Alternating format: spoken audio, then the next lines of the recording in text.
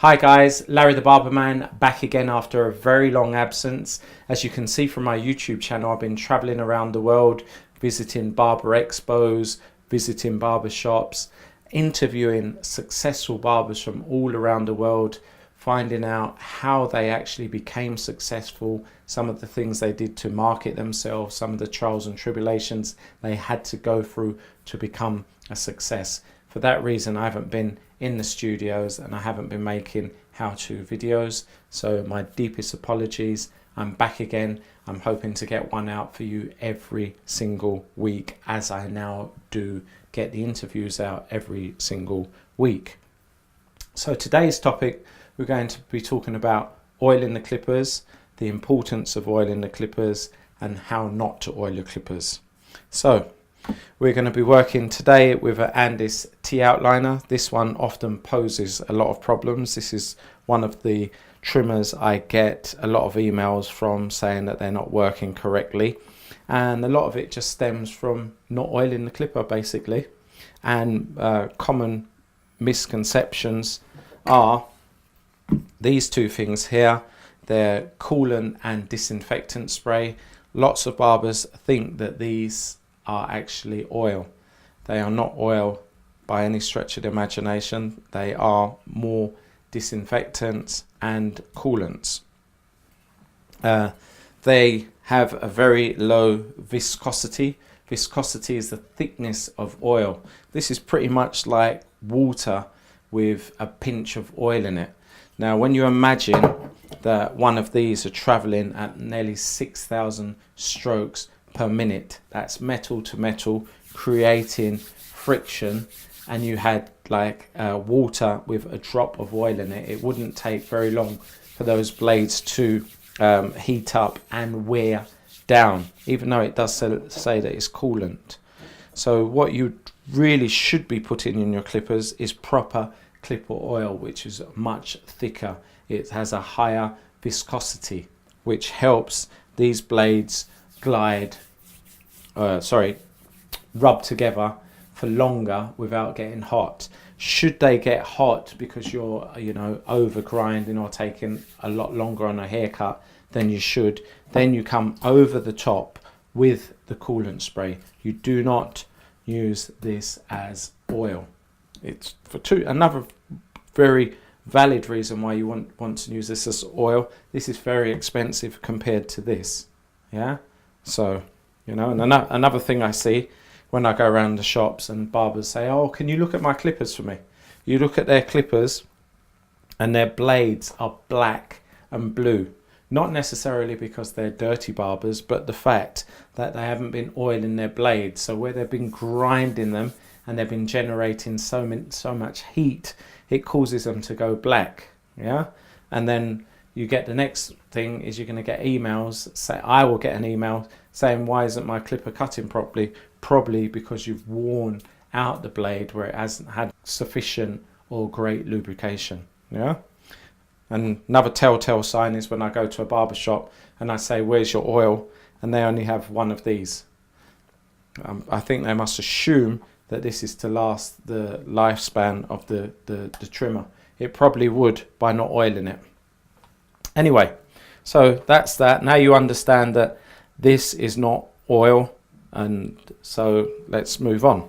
So oiling the blade, the first thing I would make sure before I oil a blade is that the teeth are clear from loose hair or a build-up of oil and hair. I personally like to use a toothbrush. You can use any brush that suits your need or that you're comfortable. I particularly like using the toothbrush.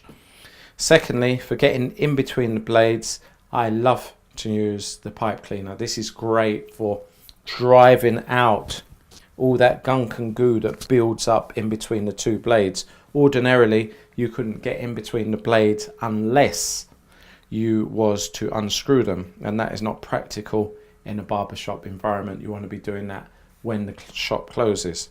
So the great thing with the pipe cleaner is you can basically place that in between the two blades and just frost it.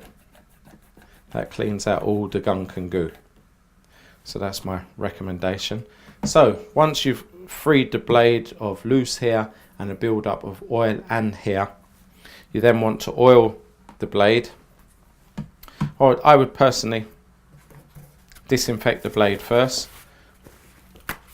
Some people say you should use a towel. I personally think you should just use tissue, because the towel can have other people's hair in it. With the towel, just turn on the clipper, get one of these,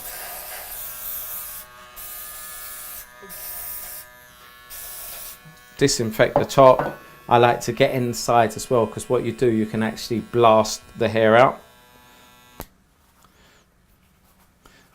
So do that, and you can just wipe it down on the tissue right there. So that's your disinfectant process done. The next,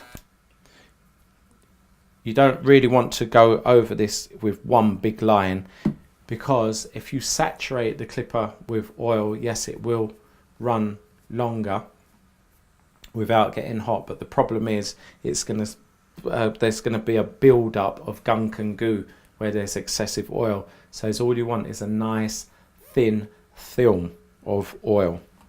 So just turn on the air clipper, you put 1 drop on the left, 1 drop on the right, and 1 drop in the center, and you can kind of tilt it from left to right so the oil evenly distributes itself.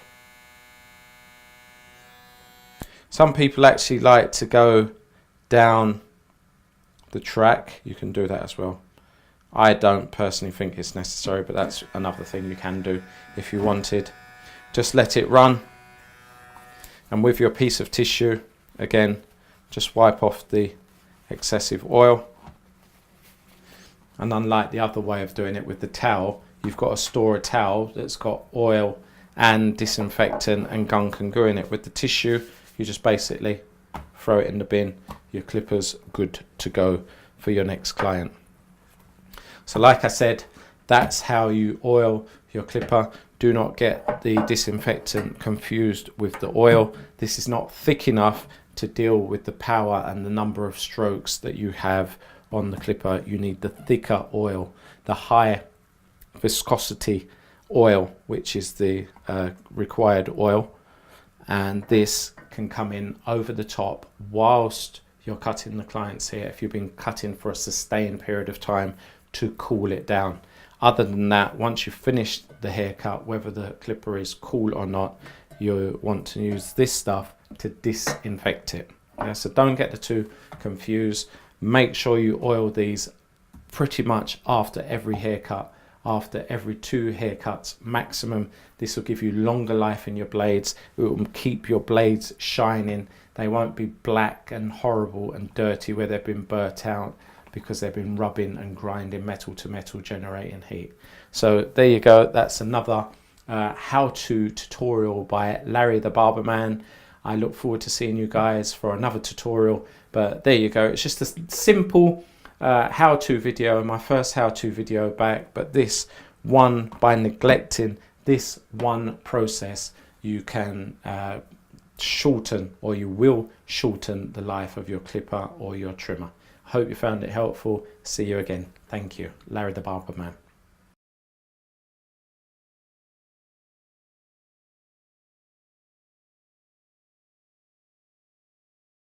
Hi guys, Larry the Barber Man back again after a very long absence. As you can see from my YouTube channel, I've been traveling around the world, visiting barber expos, visiting barber shops, interviewing successful barbers from all around the world, finding out how they actually became successful, some of the things they did to market themselves, some of the trials and tribulations they had to go through to become a success. For that reason, I haven't been in the studios and I haven't been making how-to videos, so my deepest apologies. I'm back again. I'm hoping to get one out for you every single week, as I now do get the interviews out every single week.